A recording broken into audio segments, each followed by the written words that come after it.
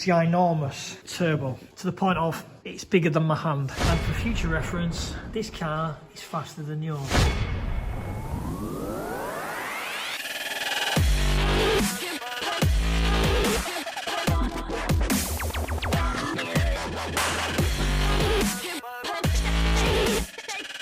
We're down south doing a bit of a guide tour, and this one has been the key focus. Nissan Micra, and I jumped on because I wanted to know more. The only way I can describe it without words.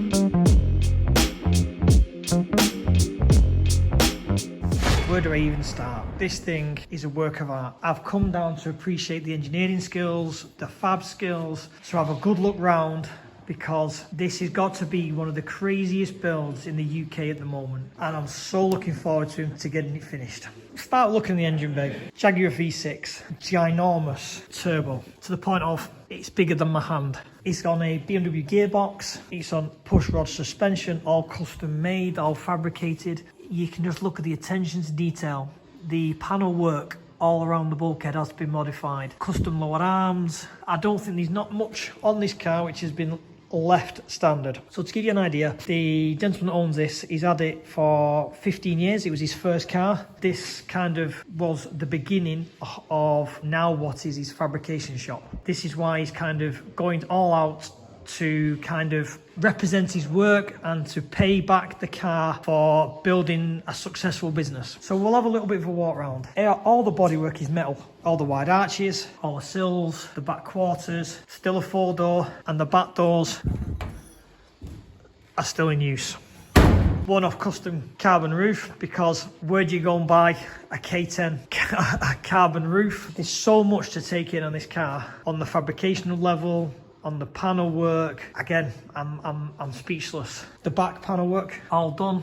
Again, push rod suspension, full tubular frame in the middle. It's a credit to the engineering skills of Andy, who owns this. He has certainly gone to town on it to make it as custom and as one-off as humanly possibly can. Obviously, there's a lot of work to be done, but you can definitely see this is going to be something very, very special. As I say, it's a Jaguar V6 engine with a BMW gearbox and a BMW rear diff. Everything has been tubular chassis mounted. I'm just trying to film as much as I can so people can take it all in and see the amount of work that's gone into it. All the wide arches, metal, perspex windows, flares on the front wings. And if you look again, I think that's like a 5-inch exhaust out the side.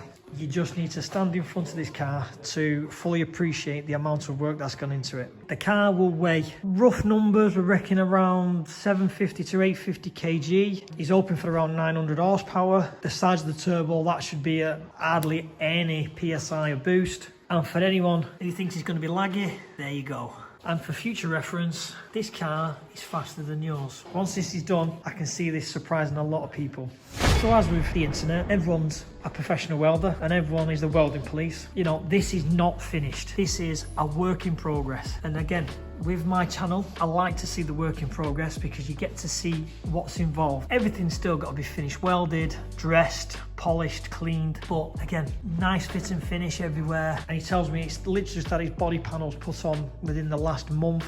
And again, every time, you know, a photograph of this car comes up on the internet, the comments go absolutely wild for it because it is so much out there, so different, and it's not what people think. It's like I say, and I do say it a lot, this does blow my mind. Because where do you have the idea of mating a V6 Jag engine to a BMW gearbox, to a BMW diff, to have such a giant turbo as well? To think of 900 horsepower in such a short wheelbase And now I know the Corsa is a short wheelbase and I struggle to control that. And with this, it's going to be something else. And again, just little touches. With Andy being a fabricator, he's certainly gone to town on the principle of he could have just put, you know, normal shockers on. You know, he didn't have to do all this type of thing. But obviously, full push rod. Like I say, you've seen the rear with the push rod setup. All tubular bottom arms, tubular top arms. Everything is one off. I'm certainly looking forward to how he does the exhaust manifold, because room is definitely at a minimal on this car. So there's going to be some very, very tricky exhaust manifold to get it to feed the giant turbo. I'm so excited to see this done. The full ladder center console, flat floor, all sill edges, fabricated, goes up to the back rear diff. It's a credit to the work that Andy does in his workshop. Perspex windows. I love the fact that he's kept the doors and not welding them up, and I like the fact they still, like you say, they still work to a fashion, but they definitely still work, because again, it would have been very, very easy just to weld the doors up, seal them all, you know, fill, and have basically a 3-door. Not what he wanted. He's wanted to keep it probably, you know, as factory and as I would say as original, but there isn't much original on it. It's just another little quirk to this car that it is a 4-door. Again, I'm like you say, I'm mind blown with the detail of the panel work, the push rod suspension, and people who don't know about push rod suspension, just to try and give you a bit of an insight. So this bar is a solid bar which goes to your bottom arm, which cantilevers off this post, which obviously pushes on this shocker. So as that pushes up, that pushes down. So that's what a push rod suspension looks like, and that's what it's used for. Again, he could have quite easily gone for a suspension and made, you know, a mount up here, but to show his skills and to show his workmanship off, he's designed his own push rod suspension. Again, showing the attention to detail that this car is going to be finished with. I'm just trying to take everything in myself, to be fair. You know, I know it's not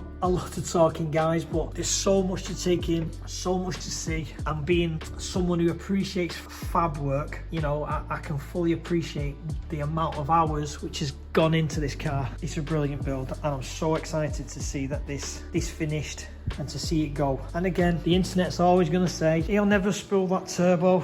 We're already predicting the comments. At the end of the day, he's building it. He can prove everyone wrong, and if you sat on your sofa not building it, then I don't think you have room to comment. It's not a massive video, guys. It's just a short introduction to this fantastic build, just to show the ins and outs of the metalwork, the beginning of, you know, what's to come. This is going to be something special, and I think when it's finished, it is definitely going to blow up everywhere. It's been nice to be able to come into the workshop and see it in this state, because, you know, as a metal fab guy, and talking to Andy, him being a metal fab guy, sometimes, you know, you don't like people seeing you fit and finish.